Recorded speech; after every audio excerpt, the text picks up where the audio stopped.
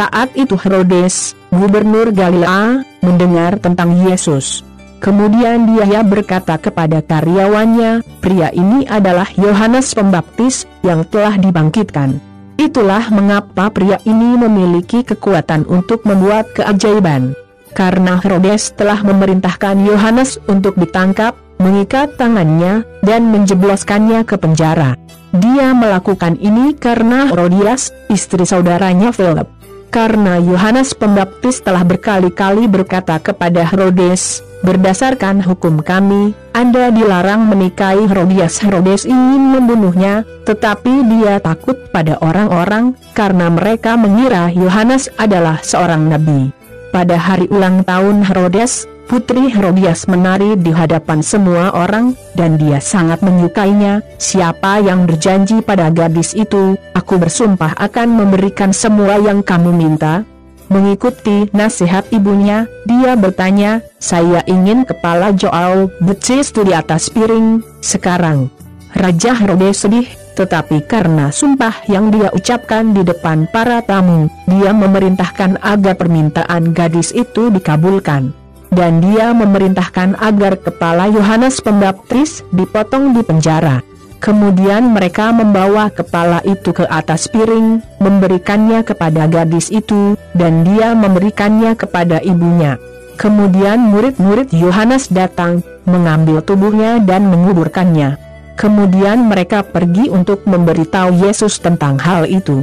Setelah mengetahui apa yang terjadi, Yesus pergi dari sana dengan perahu dan pergi sendirian ke tempat yang sepi. Tetapi orang banyak tahu di mana dia, datang dari desanya dan mengikutinya lewat darat. Ketika Yesus turun dari perahu dan melihat kerumunan besar itu, dia sangat kasihan kepada mereka dan menyembuhkan orang sakit yang ada di sana.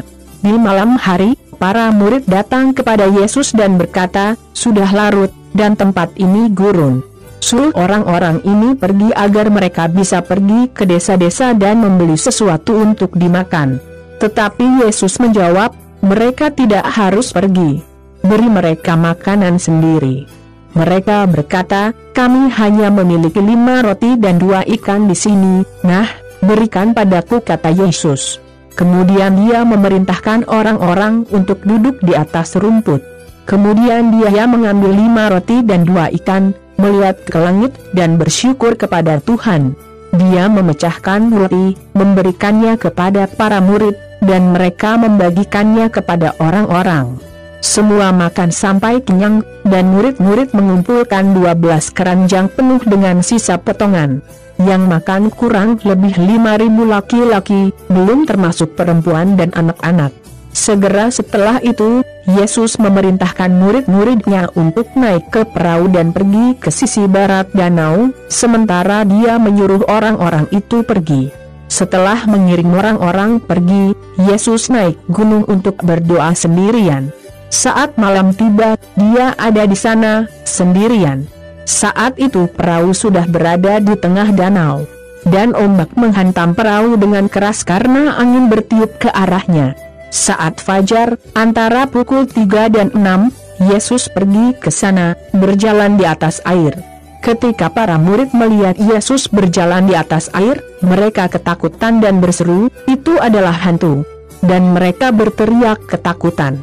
Pada saat itu Yesus berkata, "Keberanian, ini aku. Jangan takut." Kemudian Pedro berkata, "Jika Anda sendiri, katakan padaku untuk berjalan di atas air ke tempat Anda berada." "Ayolah," jawab Yesus. Petrus turun dari perahu dan mulai berjalan di atas air, menuju Yesus. Namun, ketika dia merasakan kekuatan angin, dia takut dan mulai tenggelam.